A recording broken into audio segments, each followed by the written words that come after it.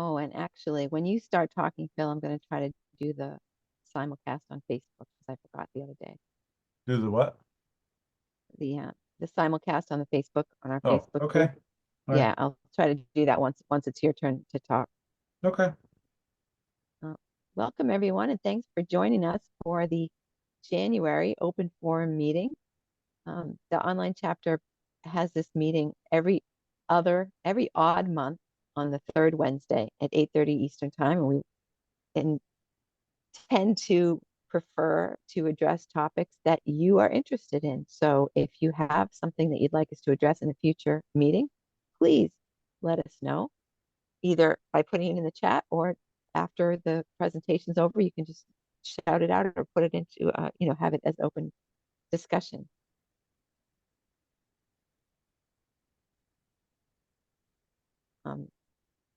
We are recording this meeting, so if you're a fugitive from justice, or if you're in the witness protection program, or if you just really don't want to have your face recorded, you can turn off your camera. And if you need to use an alias, that's fine too.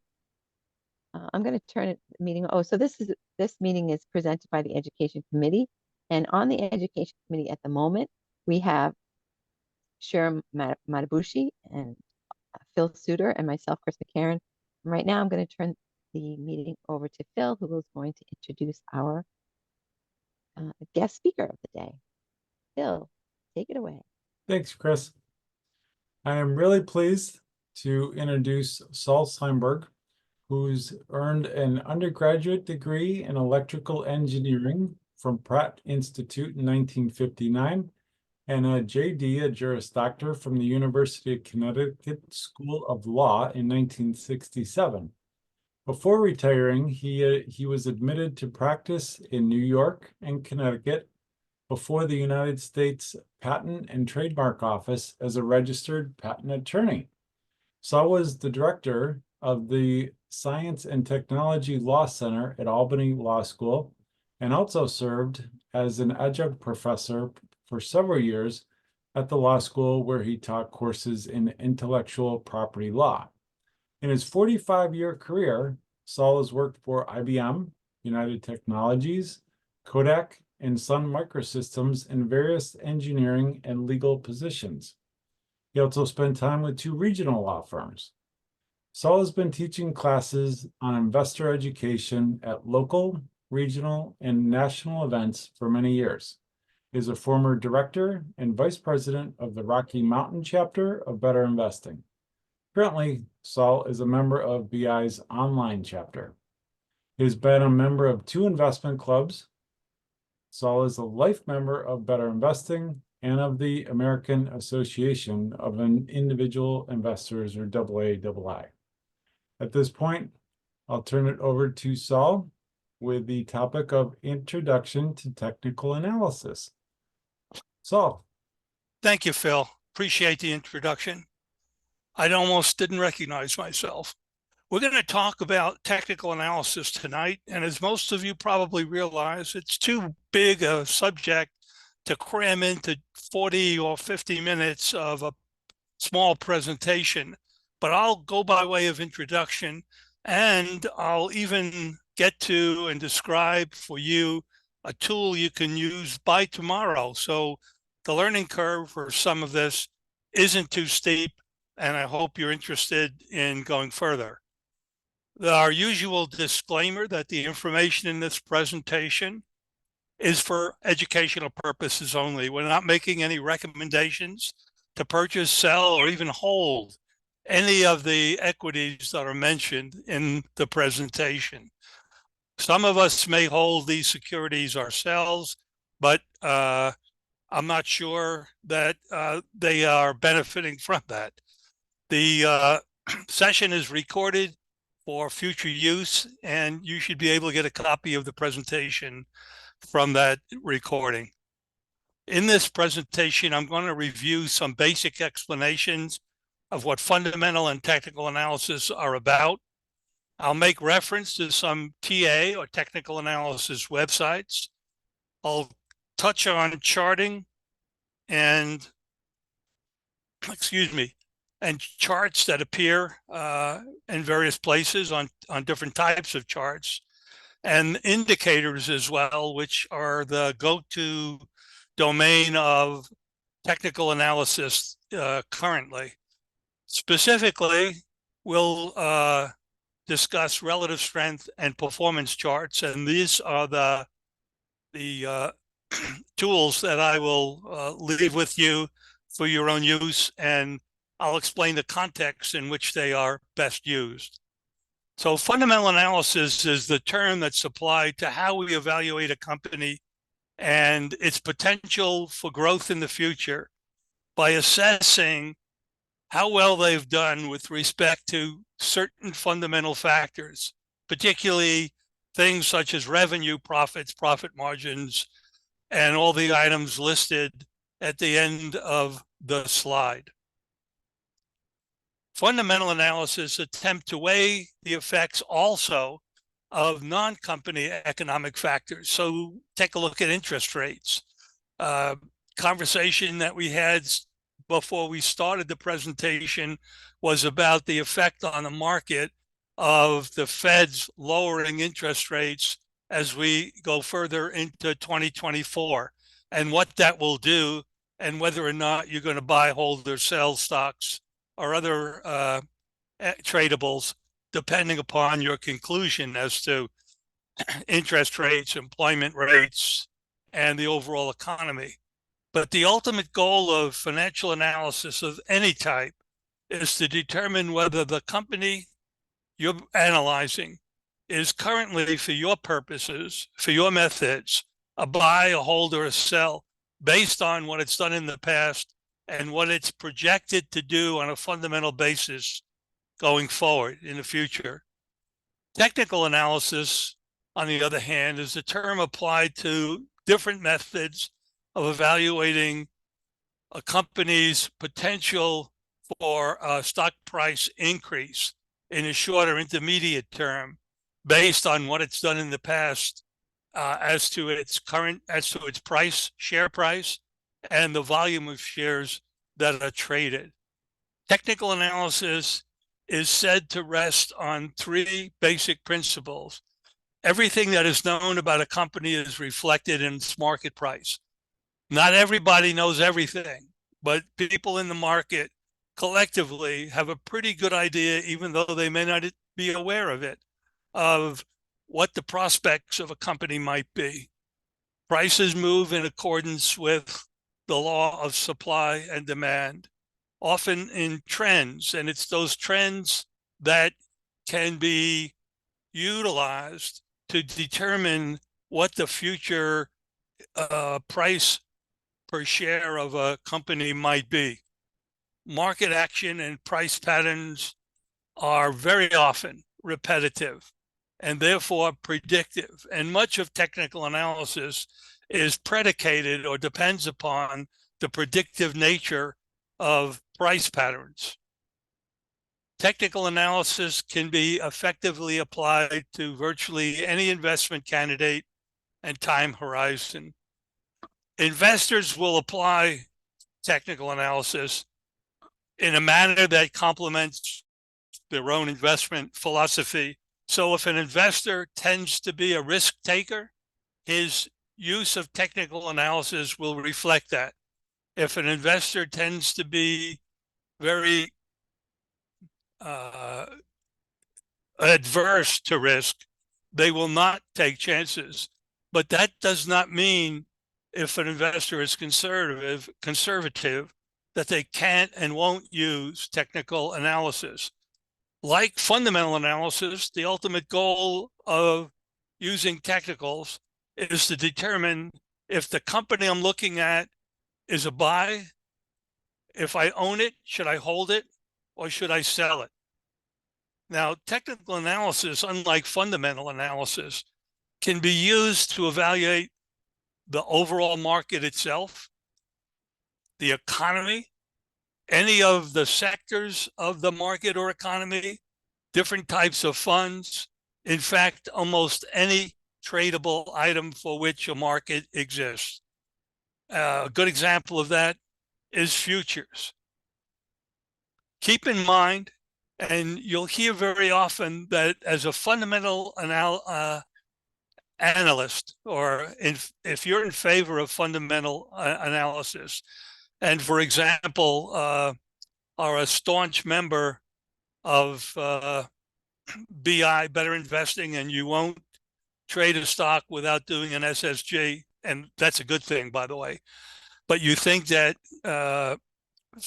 technical analysis is not applicable to the BI scheme of things, you'll find out that's not the case, and that fundamental analysis and technical analysis are not mutually exclusive. And we'll talk about that in some further slides. One of the big problems and one of the reasons why you should consider using technical analysis is that the data for fundamental analysis purposes that are used, the quarterly and the annual statements from companies, the data in those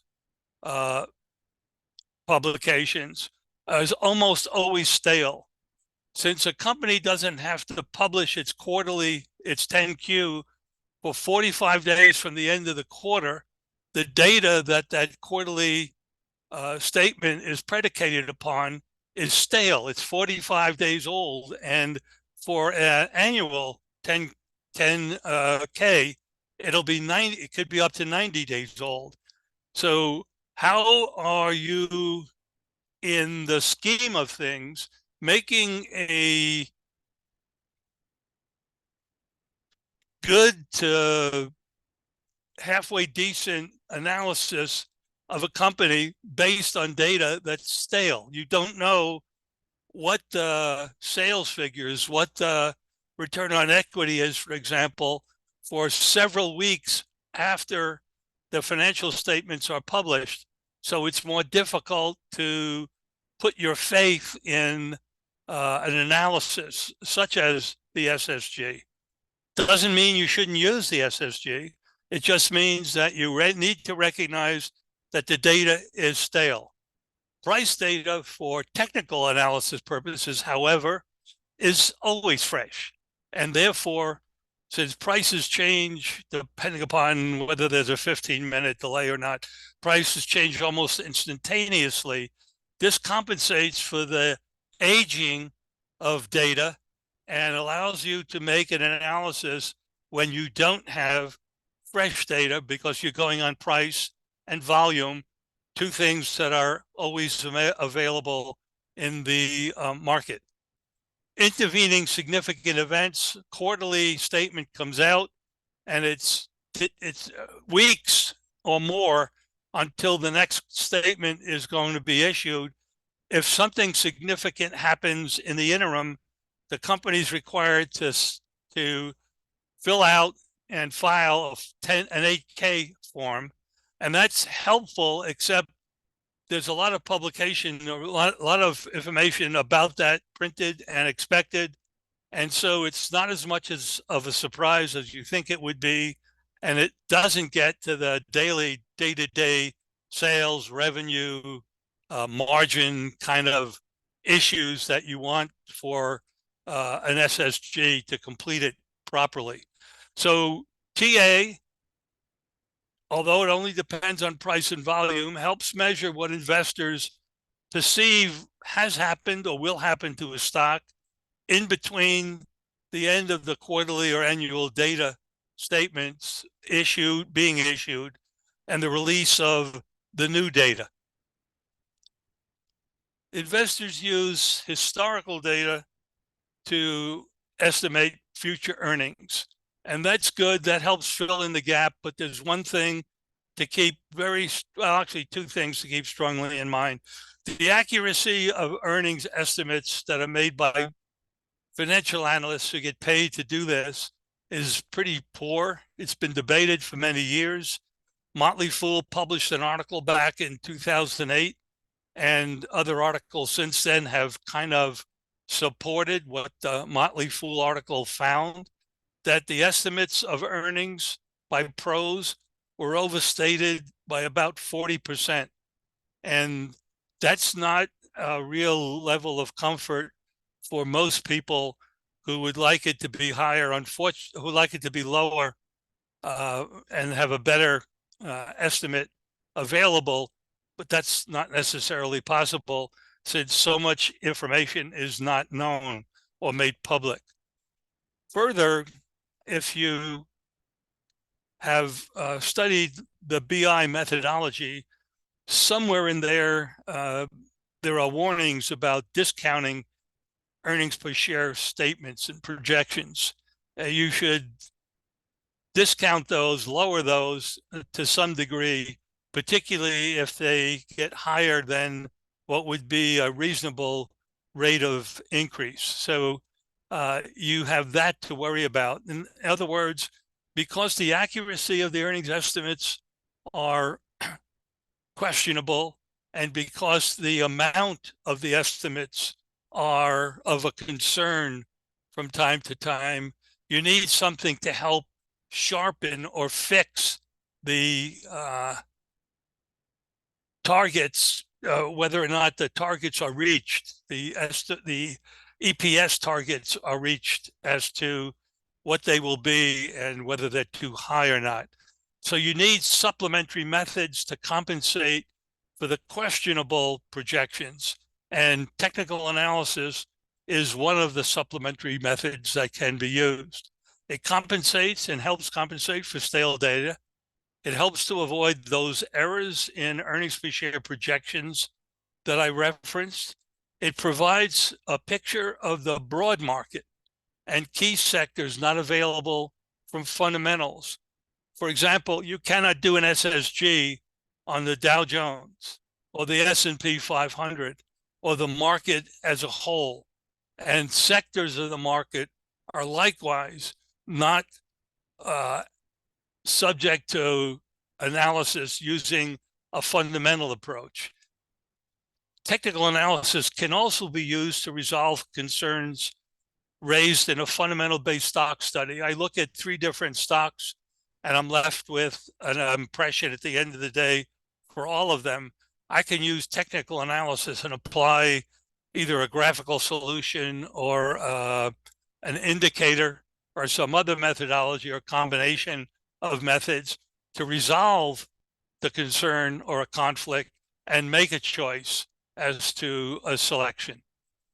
Technical analysis also, and this is pretty important, allows the valuation of stocks, sectors, funds, all by themselves or relative to one another.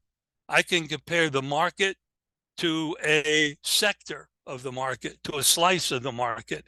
I cannot do that with fundamental analysis. Here's a surprise. You may not know that as an SSG user, you're actually using technical analysis. The SSJ, think about this, uses and places critical reliance on technical analysis by using share price to compute price to earnings ratio, and then using that ratio to determine the suitability of an investment. You compute price to earnings ratios, you project the future high price and low price with the SSG.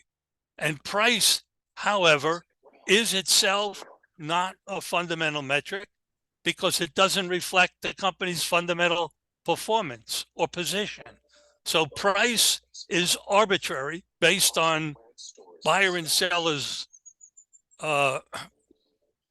valuation, and it's not the equivalent of sales or earnings, cash flow, or profit margins, which measure how well the company is doing in items, metrics that are fundamental to the actual performance of the company as an operational entity.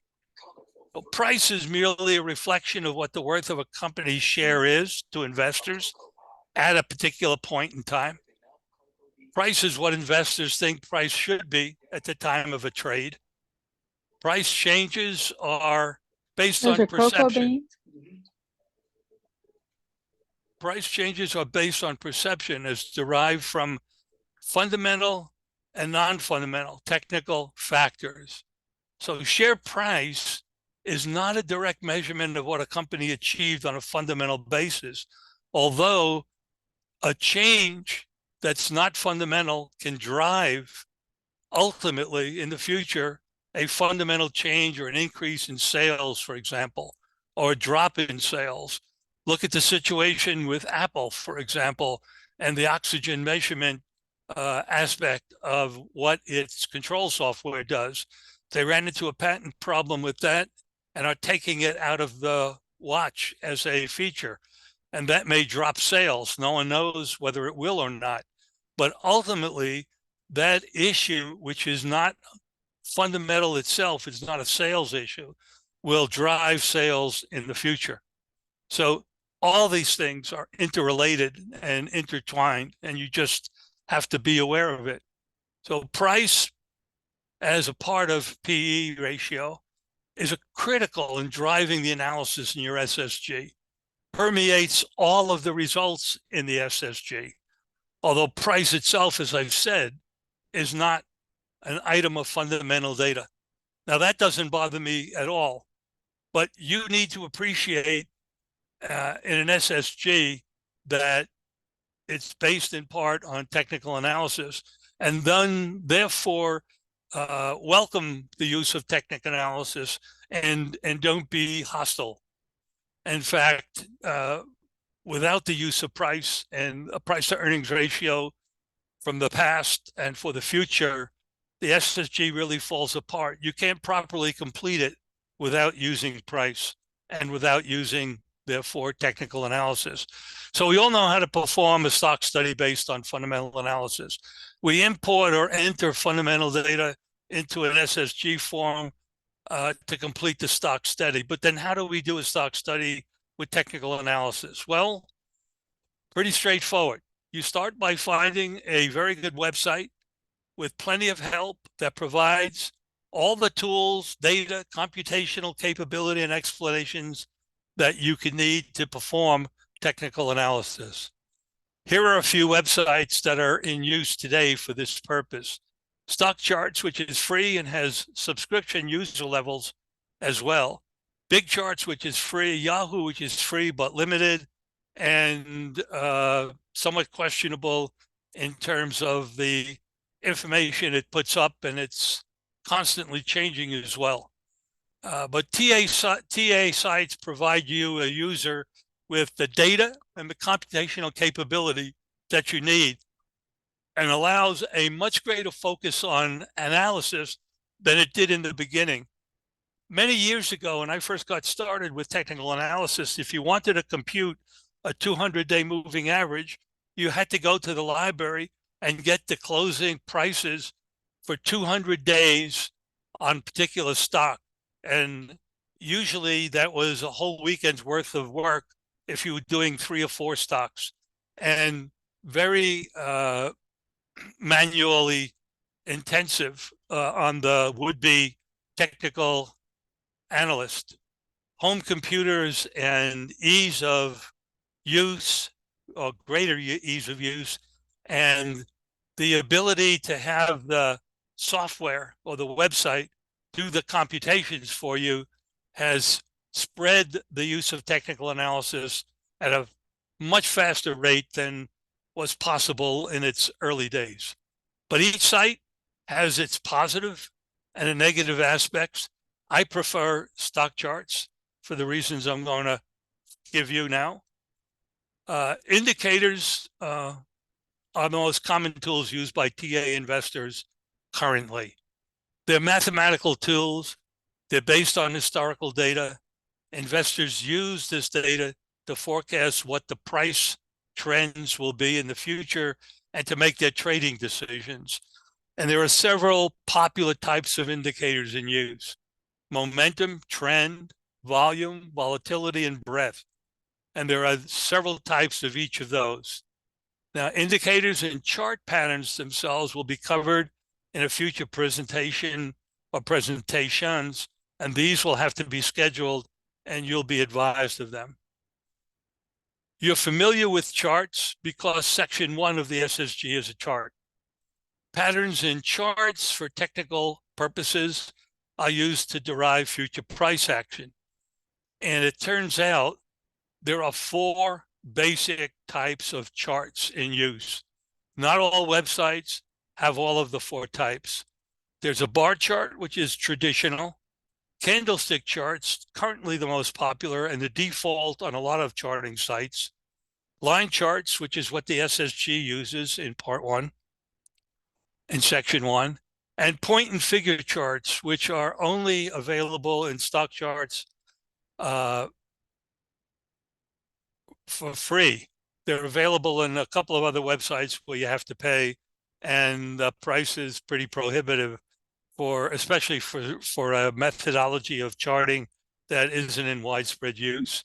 So here's an example on the left of the open, high, low, close bar chart for IBM, and a candlestick chart for IBM. Same chart, but instead of bars, we use candlesticks, and that's the default, and that's the most popular, as I said, today.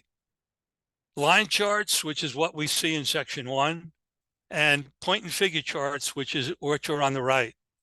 In the line chart on the left, notice that part of the chart, part of the graph itself is in black, and part of it is in red, and the parts in black are where the stock price has gone up, it's going up, and the parts in red are where it's going down. It's just a visual crutch to help people interpret the chart.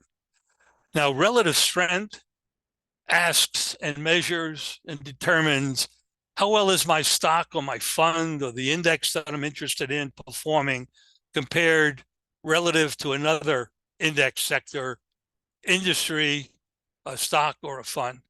And relative strength is used to make these measurements as a basis for momentum in investing, which means we pick the stocks that are moving the fastest, have the greatest momentum. Relative strength shouldn't be confused with the relative strength index, or RSI. That's a popular indicator which measures how well a stock or fund or index is performing with respect to its own past performance, not in comparison with the performance of another financial entity. Relative strength is often used by a typical fundamental fundamental analysis as a supplementary tool, not as a primary tool. Relative strength gives you a basis to determine what's the relative performance, who did the best and the worst in a group of sectors, indices, stocks, or funds over a specific given period. We'll see what that entails in a few slides. So why do you care about relative strength? Aren't you trying to pick a stock or fund that's outperforming, or you think will outperform the market? Sure you are. And wouldn't you want to pick a stock, industry, or sector that's outperforming the market, as well as other stocks, industries, or sectors? So not only the market are you concerned about, but also other stocks or industries. So if so, you should be interested in learning about the use of relative strength and relative performance. And please note that the stocks you compare, the sectors or industries you compare, the inclusion criteria can be based on fundamental analysis. I do 3 SSGs, and then I take all stocks look good to me, but I'm not sure which one might be best. I make a relative performance study, and I determine, hopefully, which of those 3 or 4 stocks I want to buy or hold on to. So academic studies have indicated, and this is why momentum-based investing is so popular. So the studies have indicated that stocks that have higher relative performance outperform their peers going forward. In other words, as you may have heard in a study of physics, things in motion tend to stay in motion unless they're acted upon by an external force. And what the external force might be is yet to be determined in these kinds of stock studies.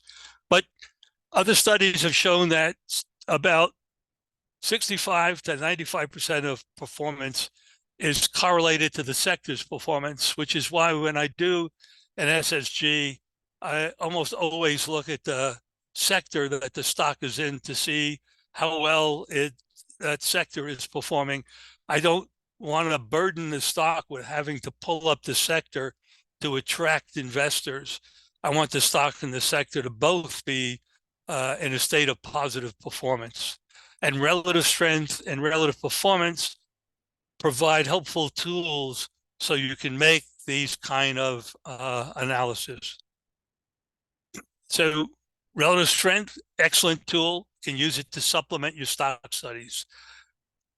Key thing for you to focus on here is you only need a very modest amount of TA experience to call on in order to use relative strength and relative performance, which steers you to a better choice of a stock or fund in an industry. And the best place to look for this stuff is in stock charts. And it has a free level of relative easy to use basic services. In my opinion, the best website, particularly free website, has a immense amount of free information, tools, and charts for you to use. And if you're going to get started or you're interested in looking further at technical analysis, I commend stock charts to you. Here's the URL. It has both free and fee-based user levels.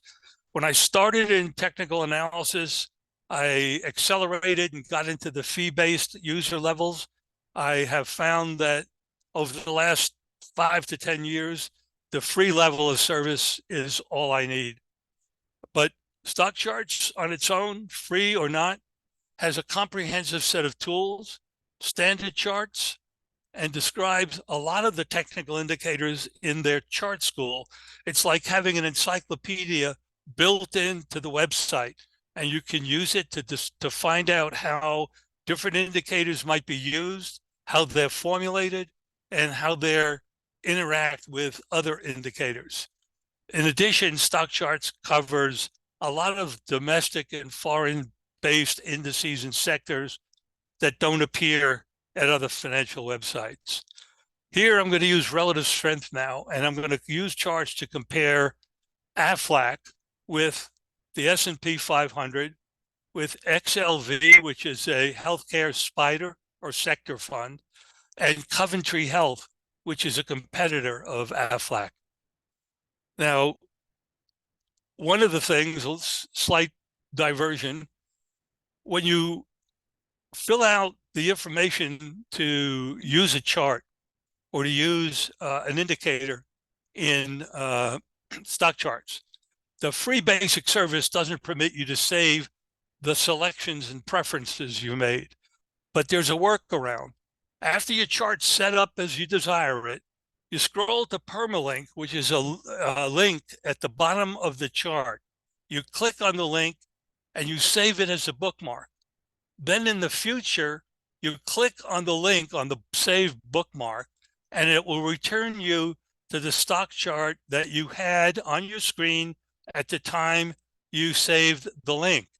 If you want to look at another stock instead of the one you saved, you merely change the stock symbol from what was to what you want it to be, and you're all set without having to re-enter all the information you started with and possibly get it wrong. So this is a very handy thing to learn about that the site operator has provided, and it comes in very handy, and I use this to a significant extent. So here's the default chart in stock charts. It's called the Sharp chart, and you'll notice that the candlestick type of chart is the default, and that's what's provided. Up here in the top left-hand corner of the chart, you would see the stock symbol AFL. So the material on the bottom is just some line charts of indicators for use of someone who is trying to see what price action is being suggested by these indicators. And below the chart, the graph chart itself, is a set of entry boxes where you can put in the criteria for how you want the charts to appear, their order, their time variance, and other criteria. This is all described, by the way, in the chart school at Stock Charts itself. Now, relative strength, I've compared Aflac to the S&P 500. If you look at the graph overall, Aflac in the time frame given here has outperformed the S&P 500 from early April to the end of June. In the last several weeks, that has not been true. That might be a warning if you're interested in buying Aflac or holding Aflac. Now, Aflac relative to the health care spider also looks pretty much the same as the S&P 500 did. Notice up here, I have AFL colon XLV. If I type A colon B or X colon Y up there, I'll get a comparison of A to B or X to Y. And that is the way you get a comparison chart in stock charts. They do the comparison, crunch the data, post the graph, all for you in probably less than a second or two. So an immense advance in the ability to apply technical analysis to the study of investables, something that wasn't available even 10, 15 years ago, for sure. Now, here's relative strength of Aflac versus Coventry Health, and you can see that it's a mixed bag. At times, Aflac outperformed. On balance, it outperformed, but Coventry might not be a bad choice if you were looking at it and you thought it presented you with better opportunity. Now, relative performance, or what stock charts calls perf charts, are provided at the website.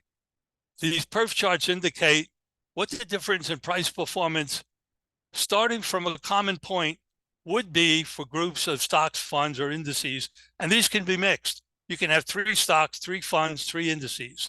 And that's permissible, since the only thing that the perf chart is looking at is the increase in price over the period called for or described.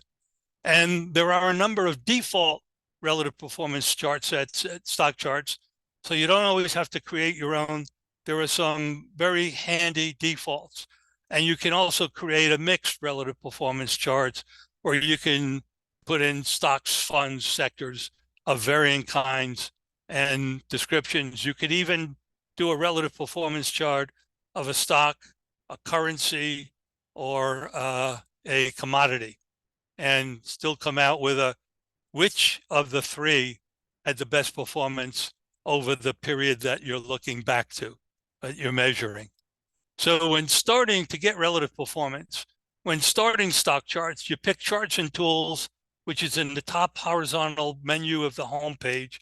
Scroll down to perf charts, enter the symbols of your choice in the box that says use commas to separate symbols. Remember to put the commas in.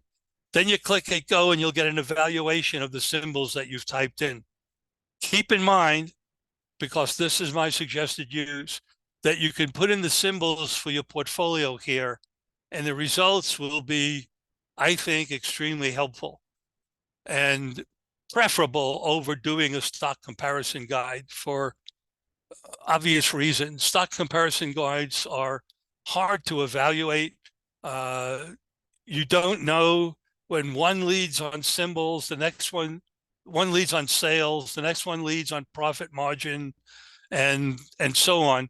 And you have different fundamental metrics showing up as better in 1, 2, 3, or even all 4 of the stocks you use in a comparison guide. The perf chart gives you a quicker, faster look at the relative performance of your portfolio, say, if those are the symbols you entered, and you'll be able to make quick decisions. And you can get a comprehensive set of inter-industry perf charts available for your review if you go to the predefined groups at the bottom. And there you can, for example, get the sectors from various industry and technical groups for your use. Now, in the example I posted here, I picked the sector spider perf charts as a predetermined set. So I can get all the spider charts as a performance chart. And the screen that follows shows a line chart. This is the default, and it's scary. It's all over the place, but not to worry. It's one click away from peace and serene calm of a helpful analysis. So the sector ETFs that are shown, and you also get a performance indicator or relative strength block for the S&P 500, which is a default, and it's a reference against which the other sections are measured. But you can change that, put in another reference, or just take it out. The default line chart, as I said, is a little daunting. So you click on the histogram chart, and that's just below the default line chart. You'll see that in a minute, and that restores order out of chaos. So here's what the line chart looks like, the default. And you can see at the left-hand side of the screen, underneath the chart itself, is the icon for a histogram. If you click on that, now there are the spider sectors all arranged neatly over the time period covered, which was from the middle of March to the middle of June. The time period can be adjusted for up to 200 days or even greater. You'll have to read the chart school description to determine that, but it has to do with the sliders and pointers that are down here where the chart icons are located. So I did this to say that my leading sector was financial spider, was up a tick short of 23%. So if I was a sector investor and I was looking for a sector, I might think that the financials are a little bit too heated at this point. They may have had their run, and I may go to one of the four sectors down here. Or I may pick the financial sector and just use a trailing stop loss order to control how much I might lose if the momentum of the financial spider moves against me. Now you can create your own custom perf chart. Up to 10 stocks, mutual funds, or indices can go in it. The first step is to know the ticker symbols that you're going to plug in. And with those in mind, you can quickly create a perf chart. So from the home page, you click the perf charts button, enter up to 10 ticker symbols with the commas, then click go to see your results. Now here's the MAD line chart, which is a scramble. I click on the icon for the histogram, and up comes the relative performance for, in this case, turns out to be the entries in my portfolio in a club portfolio.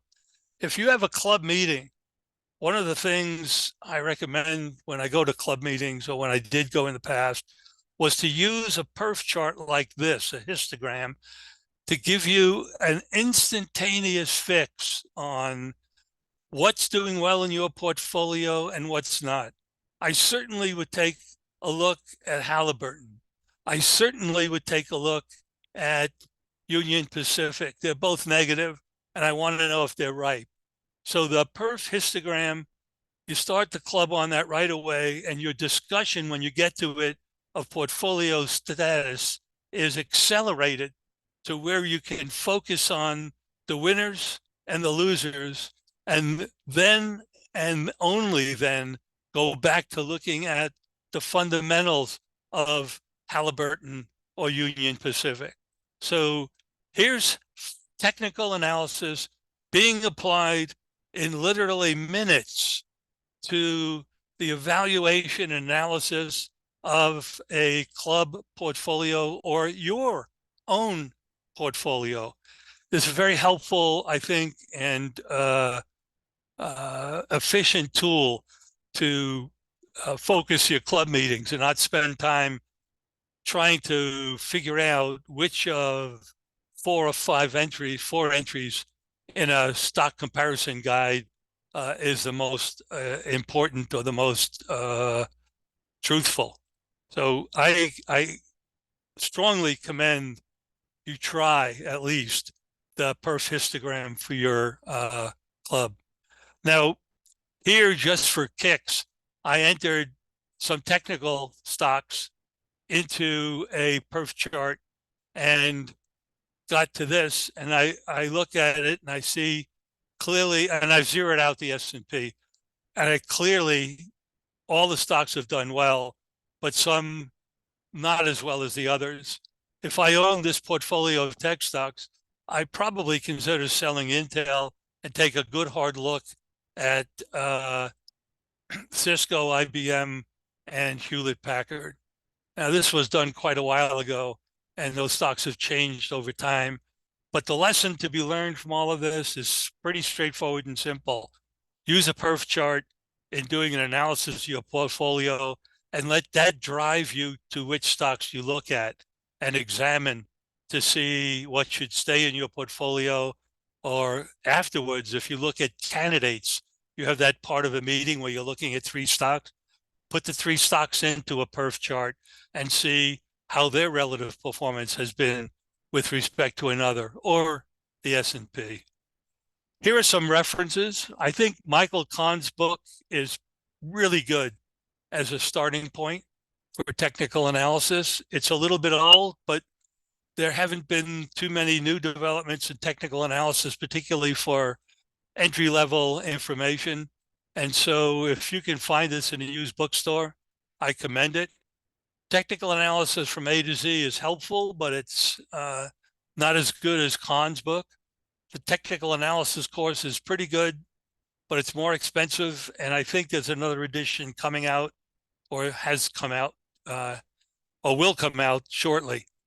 And if you're interested in candlesticks, which is a default charting methodology, this book by Tina Logan is absolutely great. It's my Bible. I've worn out one copy and have started on another. And she is terrific, very logical and easy to understand and helpful if you want to write her if you have a question. So a basic understanding of relative strength and relative performance is really useful in supplementing your stock studies. You can do these at-a-glance reviews of portfolios or even watch lists and save yourself a lot of time while not sacrificing any accuracy or any conclusions as to what stocks you want to buy, hold, or sell. And histograms or bar charts, very effective for doing this purpose in club meetings, club portfolio reviews, and in your own portfolio reviews. And last but not least, and very important, don't make an investment decision based solely on technical analysis. First, update your SSG or create a new one, and then apply technical analysis. Now I'm ready for questions. Thanks, Saul. All right. I haven't seen any questions posted in the chat. There was one about where the recording will be available, and that'll go out to the website on the BI site. Anybody else have any questions that you want to either type into the chat or unmute and ask? Hi, Saul. This is Bakul. Bakul, how are you? Good. First of all, I want to make sure I thank you immensely for the fact that you introduced us on CompuServe back in 2005 with Tom Darcy, where we were studying point and figure charts. And, you know, I kept on going with that, including the bullish percent indicators and all those things. What I'd like to ask out of this presentation, you know, with these RSI and so forth, what I've done over the years, I've looked at RSI, the MACD, and the Chaikin money flow. And out of 3 indicators, if I see 2 of them for me to take action, assuming the fundamentals are done, then I feel a little confident, because if I just use one indicator, I might get whipsawed. So I just want to know what your thoughts are on that. I like confirmation from indicators and charts. And since most of what you're using relies on price, comes from the same place, it's hard. Right. So anything that's based on volume is helpful. The other, in terms of confirmation, if you have 2 indicators that are going in opposite directions, then you have a easy decision. I mean, it's clear there's no agreement and you want to move on. Right. One of the other concerns is that MACD, which is moving average based, was created to address the lag, the time it takes for a moving average to give you useful information. And MACD does correct that, but only to a certain degree. It's rather helpful. I like charts that also introduce volatility, and you have, for example, a chart on Bollinger Bands, which incorporates volatility as well as price. So I like to use that as an alternative to MACD. They don't replace one another, but they are reliant on different metrics. And so I favor those. But you're right in terms of looking for confirmation always, and being mindful of what the indicator relies on. Thank you, Saul. We had a question from Natasha with regards to the use of technical analysis with FA with other methods. It sounds like she's hearing from certain people that it should be used together, but I know you said it was not mutually exclusive.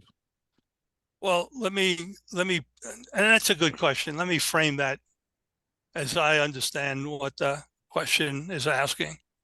You can do SSGs, fundamental analysis, without any reliance on technical analysis, and that's fine. And many people do. And it's not necessary to use technical analysis to make your fundamental analysis that much better. There are some people that are absolute masters, wizards at using SSGs with great success, and they don't touch technical analysis at all. That's their choice. I know others who do fundamental analysis who wouldn't make a decision, or a buy, hold, or sell decision, for example, without checking the technicals to make sure they're not moving into the teeth of something that's going to be bad for them. So whether or not you use technical analysis is up to you. The message is, one, they are not mutually exclusive. You can use both, and how you work them together is up to you. And even better, you can use technical analysis to resolve issues. Putting that another way, you use fundamental analysis to help decide what to buy, and you use technical analysis to help determine if it's appropriate to buy at this time, to hold on or sell something. So basically, Introduction to Technical Analysis is saying just that. use fundamentals to the fullest extent capable that you're capable of, that you want to, and use technical analysis on a voluntary basis if you want to supplement what you've done on the fundamental side. Okay. We had a question from Milburn asking about thanking you for the great presentation and asking you if you use onboard volume. Maybe I can elaborate. Can you hear me? Yep. Yeah. Yeah, I guess I have a comment and a question. You know, on the stock charts, the fact that some of your charts might not be saved, and you have to go through this other process. You can also use snippets. Just as, I guess I'll throw that out. I don't know if that's feasible when you're doing technical analysis, but certainly an option that's available. Well, and can I interrupt for a second? Sure. Snap it. It takes a picture of the screen, right? Yes. So that tells you what all your criteria are. So you can just use the screen. The good thing about permalink, with the method I was talking about, it automatically puts the criteria into the link it retrieves. You don't have to re-enter data. Okay. And I don't know if I'm using the proper term about onboard volume, but this is where you look at the volume when the price goes up, you look at the volume when the price goes down, and use that as an indicator as to are people, I guess, accumulating the stock. Is that something you're going to be talking about perhaps in your next presentation? When we talk about indicators, we will. I think you're talking about on balance volume. On balance, okay. On yeah, balance. and that is something that is used, and some people rely on it to a great extent. Others couldn't care less. My personal feeling is that the indicators you use should at least have one indicator that relies on volume to a certain extent, because volume shows the amount of commitment of buyers or sellers. A lot of sellers, big commitment to the stock going down. A lot of buyers, big pressure for the stock to likely go up. Not so much of a difference, and stock will drift sideways. So balance is on balance volume on a recurring or on a rotating basis is a way of telling whether or not sellers or buyers are entertaining ownership of a particular stock or index or fund or not. And it's a helpful metric, but you'll hear this again in technical analysis over and over. Never use one technical indicator by itself to determine future projections. Thanks, Saul. Anything else? I think we're caught up with all the outstanding questions. I did just want to hit again the next one. There was one question about when was the next presentation, and that would be in March on the third Wednesday. If you'd like to ask a question on any topic, even something that Saul didn't cover, any sort of investing related topic, you can do that now. We have a couple minutes.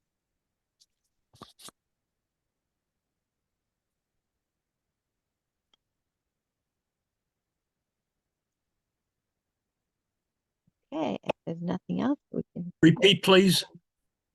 Do you want to say something, Mel? Oh, we were just saying, as far as we were opening the floor to any outstanding question.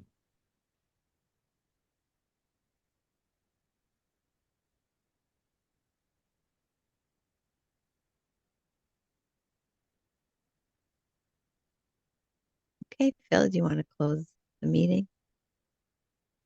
Sure. We just wanted to thank everybody for coming, and thank you very much for the presentation, Saul. It was a great presentation, and getting a lot of thank yous for the topic.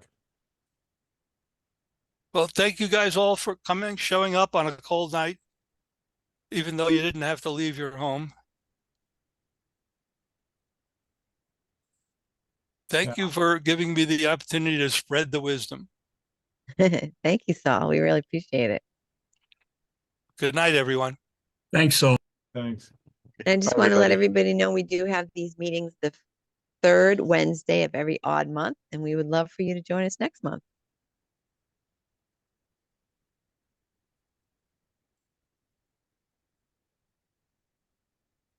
Stay warm.